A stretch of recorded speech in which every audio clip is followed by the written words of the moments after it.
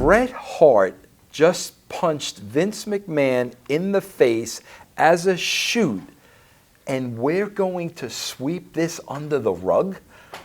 Because I'm thinking ratings. I said off the top of my head, Vince, screw him. I said, have freaking Shawn put him in the sharpshooter, have Shawn put him in his own move, and have the referee call for the bell. Not because I was pissed, because I was like, Vince was really trying to work something out with Bret, and Bret, no. He goes, Bret is supposed to call me today. He said, when Bret calls me, I want you to silently be the third party on the phone to be a witness. So when Vince had the conversation with Bret, I was on the phone without Bret knowing about it. Francois left to go get something or whatever he had to do, and it was just me and Mick. And I'll never forget, man, his teeth was like through his lip. Yeah.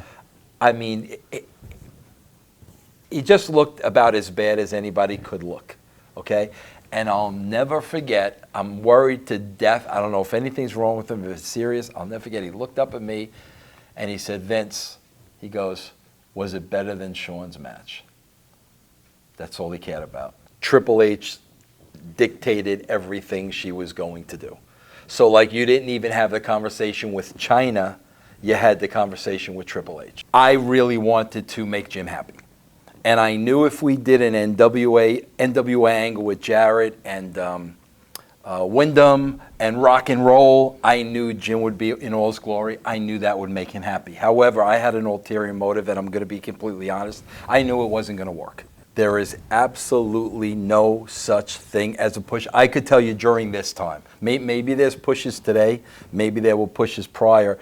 During this time, there was no push. This was an era in time where every single week we were listening to the crowd. I literally could see Vince McMahon kick Shawn to the curb like yesterday's news. It's time to go with the hot new toy. There was nuclear heat at the time between Shawn and Vince. The reason why I know that is because I was the liaison. Right smack in the middle. Vince was not talking to Shawn. Shawn was not talking to Vince. Shawn would tell me what to tell Vince. I'd go tell Vince. Vince would tell me what to go tell Shawn. We let those ratings dictate the show because those were the only real facts that we have. And when those ratings told us we want Austin, we gave them more Austin. Vince McMahon at the next TV said to me, Vince, Steve is your number one priority. Nobody else matters. You're to be with him, 24/7, 24 hours a day. He is the guy. I was so smitten with Sable that I could not even look her in the eye.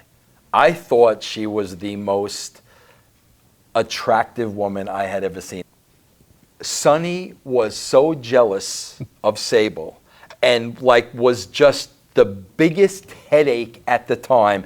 And if you go back and you look at these shows, you can clearly see every week we're trying to find something for Sonny to do, to be outside of people, because God forbid we put Sable out there and we didn't put Sonny out. We had to hear it till the cows come home.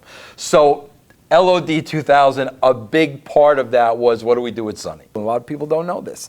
I think at the time Vince had ulterior motives, because if you ask me, I think Vince was interested in managing the career of Mike Tyson. When he went back to boxing. Yes. And I remember, man, seeing Animal wheeling Hawk through the airport in a wheelchair, and he was totally out and foaming at the mouth. A plan was put in place. How are we going to irritate, WCW? Mm-hmm. We're number two. We need to throw the kitchen sink. On the other side of the coin, when you're number one, you should pay absolutely no attention to number two. Number two doesn't exist. It's so easy to steal off of what's been done in the past. We made a concerted effort to show them something they had never seen before. If I'm not a wrestling fan, I'm not going to watch wrestling. However, if I'm flipping through the channels and there's a ladder in the ring, or there's a cage up, or there's a couple of garbage pails in the ring, anything that is going to stop me dead in my tracks, we're going to book that over a wrestling match. Get the hottest going porn star at the time, Jenna Jameson, okay, to do the vignettes with Val Venus. Right. We're at Bruce Pritchard's house. We have Jenna Jameson in the tub, in Bruce Pritchard's tub, in his house, both of them buck naked. We got Jenna Jameson buck naked. And this is the only way that would ever happen at Bruce Pritchard's house. Probably. Yes. We should make that very clear. Let's make that very clear.